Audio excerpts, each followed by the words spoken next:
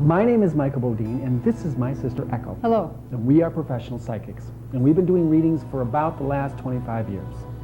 And we've noticed in the last maybe 5 to 10 years that there's a big increase in interest in psychic phenomena. We've also noticed that there's a lot of misconceptions, or I guess I'd have to say negative beliefs out there about psychics. Right. And we're hoping by creating this new show that we can dispel some of that negativity and bring you what psychics really are about and what psychic phenomenon is about.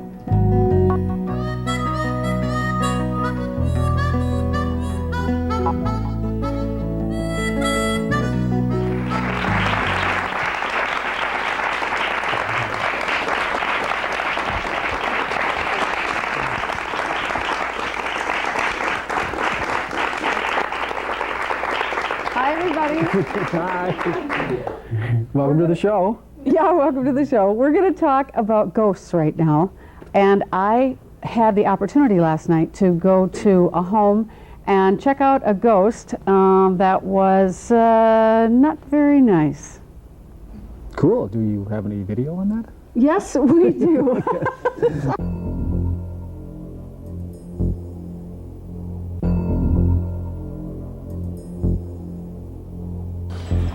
Hi.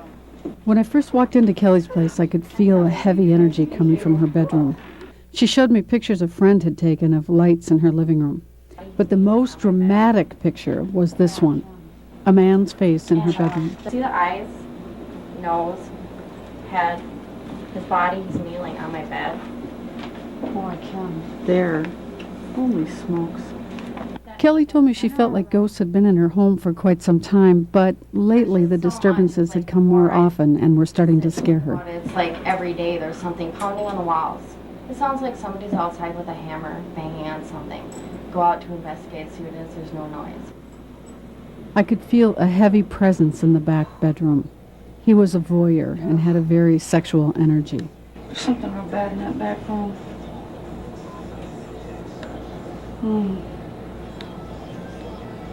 Real bad, real bad. I was drawn right to the closet, and so was Kelly's cat. Yeah, he's standing right there, isn't he? Kelly hadn't told me, but she had told my producer that the closet always gave her the creeps. Almost feeling suffocated when he walked into my room. I wouldn't go into my closet. Almost the whole time we lived here. Not even to put our clothes in there.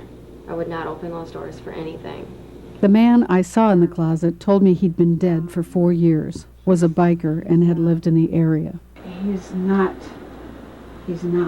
nice at all. He loves to mess with people's heads. Ask him if he pushed me. Oh, okay. First of all, right away when you said that, he started to laugh. He said, "I've done it all." He watches people in the bathroom. He watches people in here. It's like there's a very perverse energy about him.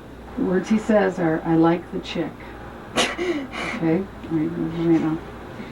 I like the chick. All right. Oh, he says, "I like her hair. I like her attitude." Okay, now I'm getting the name George. The ghost told me the names of the 3 other male ghosts in the closet as well.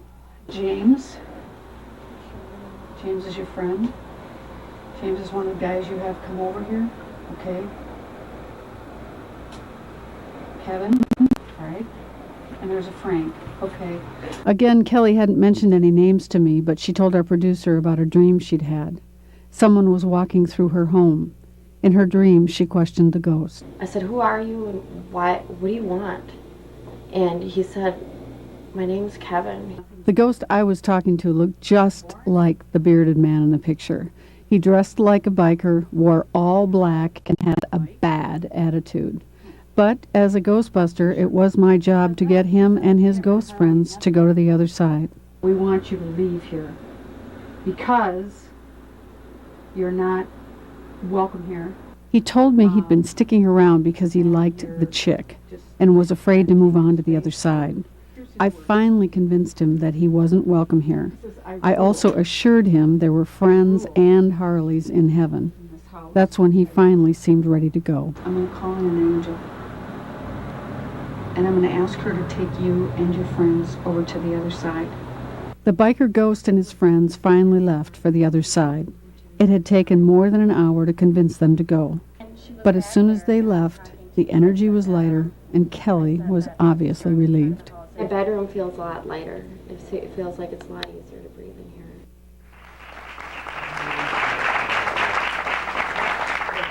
So now, since she's left, how is it? You know, it's amazing how much different it is. It's easier to breathe. It's easier to, it's, because before everything almost had a haze to it. And after everyone was out of the closet and everything was gone, it was so much easier to breathe, so much easier to see, even to move, because it felt like it was like there was this big weight pushing down on you. You know what I mean? But we were so used to it for living with it for so long. Someone always asks if ghosts can hurt us. And for years I said, no, they can't hurt us. You know, their hands just go right through us. But we did a ghost busting several years ago in a warehouse out in Eden Prairie. And we could actually hear the ghost up on top of the building walking around. We could hear his footsteps. Michael went up this really high ladder, like way up by the ceiling, and I was just standing there looking at him, and all of a sudden something slapped me on the back of my head and said, "Get out of here," just like that. She goes, "Michael, what'd you do that for?" I said, "What are you talking about?" She goes, "You just hit me in the head." There he goes, "Sis, think about what you just said." When we come back, we're going to talk about psychic abilities And do readings.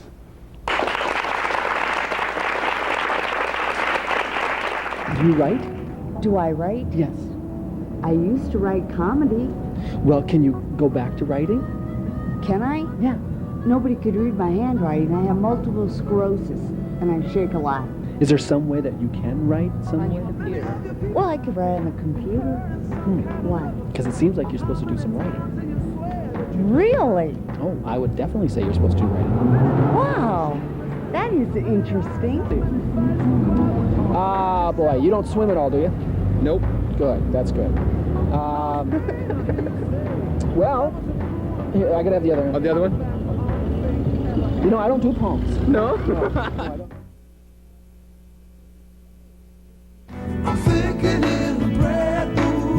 We have psychic abilities, which means we have clairvoyance, which is the gift of sight. We get our information in the form of pictures, images, or visions. It's like opening up a door. I'll concentrate on somebody's name, and all of a sudden I'll get all sorts of information. I don't walk around being psychic. It would drive me nuts. But yeah, for me, it's pictures, images, people talking.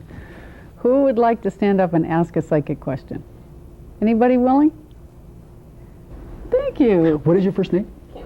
Kim, we've never met, right? No. Okay, good. Well, I'm a bridesmaid in 4 weddings this year, and the popular question is, you know, where's your boyfriend? And so I'm just wondering if you see a serious relationship anywhere. Oh, a serious relationship in your life? Coming. Coming. That would be a yes. Very much. Thank you. Next question. Maybe we should get a little more. Yeah. A little more depth. He's got 3 letters in his name. He's got brown hair. He's about 5'9". No, a little taller than that. 5'11", excuse me. And he works with money. Works with money. Green, dough. I don't want to say he's an accountant, but he's kind of like that. Yeah. You're not going to fall in love with him right away. In fact, you probably won't like him a lot right away, but... You know what? That's pretty typical. So. Who else has a question? I keep feeling like I should. It's time to move, or I guess the word daring, more daring, keeps coming to mind. Like, be on my own somehow. And I'm just curious as to, you know, is this all in my head, or is somebody telling me something here? Actually, they've been saying you've been in a coma for a while, and they really need to get you to go. I mean, I don't think you could be in a coma deeper than you are now. Not to say that's a bad thing. I'm just saying that that for you and your knowledge and who you are and what you know, for you to do what you're doing is pretty stupid. Do you have a grandpa that's deceased?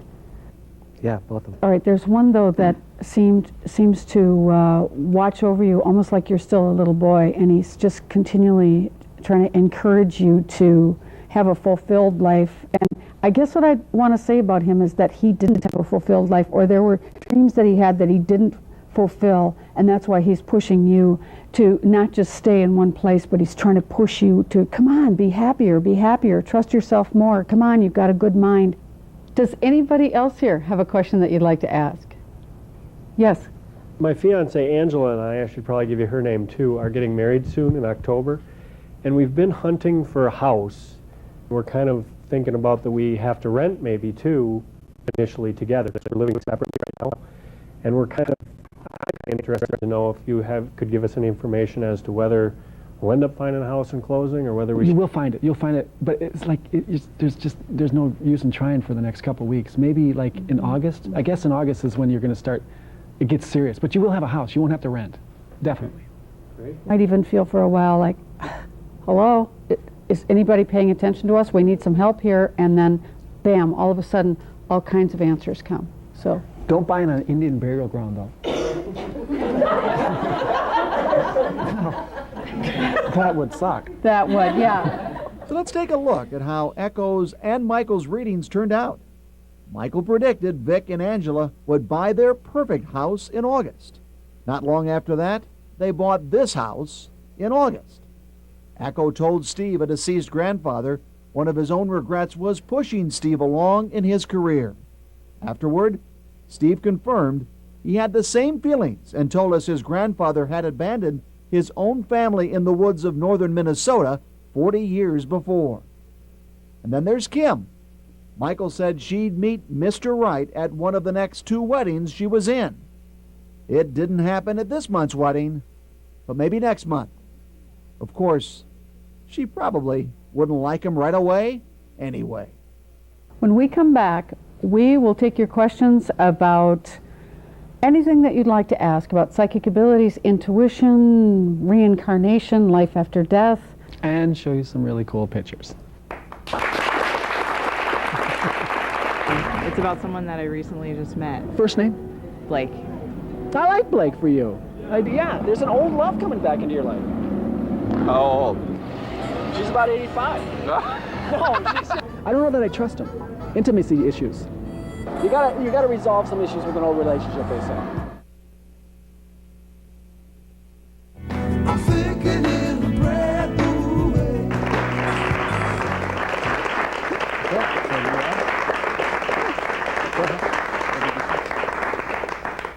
So who would like to ask a question about anything having to do with this whole field of psychic phenomenon? Yes, sir. When somebody dies and the soul leaves the body, can you actually see that? Oh, that was a perfect question. Yes, I wanted to show you these pictures. You know, policeman gave me these pictures. He was at the scene of a accident a few years ago. Routine pictures, didn't see anything when he was shooting the pictures, and then when he had them developed, he saw a lot of very interesting energy in the pictures. Usually when a soul comes out of the body, it comes out completely in one, what do you want to call it, mass of energy, I guess. But it can come out in streams of energy. Sometimes the soul is fragmented, and that's a whole nother area, but the soul can come out in streams of energy. And that's exactly what was going on in these pictures, is that the soul was coming out of this boy in streams of energy. The next picture was, again, just from a different angle where you can see the energy coming out of the boy. And you'll notice that when the energy turns red, what that means is that he's starting to get angry about the fact that he's dead. Okay? The next picture, the policeman doesn't even remember what he took in this picture. But the boy's, his soul was coming out. It was just taking over the pictures. And then in this last picture, which is just amazing, the soul is starting to come together to form his, what would appear as his body. This is what his face looks like, and you can tell that he's very angry that he's dead. There was another picture after this that I don't have, but you could actually see his shoulders and upper arms starting to form from the energy. Okay, and also in this picture, there is the soul of his dog that had died 1 year before this accident. And so his soul, his dog's soul, came to get him, to be with him, to probably go with him to the other side. I'm wondering, is there a difference between psychic ability and intuition? Yes, there is. And that's a very good question also, because a lot of people think that they're the same thing. But the way that you can tell is psychic abilities are up here. Our third eye is located right here in the forehead. That's where clairvoyance comes in. Whereas intuition is usually located right here in the solar plexus area of the body. And intuition has to do with an inner knowing, knowing. Like I got a sixth sense about not going to or not driving today, or. That's probably intuition. Right? Mm-hmm. Yep. But then psychic ability would be? Psychic ability is when you get maybe a vision of a car accident or a vision of your car breaking down. But see, wouldn't those be the same? Nope, because it's coming in as a picture, so that's clairvoyance. Whereas if you just say, maybe to your wife, you know, I just know I shouldn't drive today. That's intuition. It's a feeling in here. You get a call from your sister who says, I had a dream that that's you shouldn't drive. That's right. I didn't drive for a week. And I'm glad. How do you know if you have a ghost? Are the walls bleeding? Well, that is a good question. Well, oh boy, we've run into so many different symptoms. Okay, help me. Banging on the walls. Banging on walls. We've Footsteps? had footsteps. A weird feeling like there's somebody in the house. We've had people's hair being pulled, or lights turning on and off. Yeah, seeing little dots. You know, like you're doing dishes, you see somebody at the corner of your eye, or just a sense that there's somebody else in the house. You know, we get a lot of mail all the time from people who they have, you can't imagine the symptoms they have. I mean, there was one situation where the ghosts turned their waste paper baskets upside down. We've had clothes pulled out of closets, books knocked off of shelves, bad smells. People smoking or perfume. It's amazing how many people in the world, I was going to say the country, but in the world, have ghosts in their home. And so for anybody out there who does have a ghost story, or you think you have a ghost in your home, you can write to us here, and hopefully we can read your letter on the air and help you know how to get rid of your ghost. We want to thank you for coming to the show today. You had wonderful questions. You were a great audience. And we have a few final thoughts in the kitchen.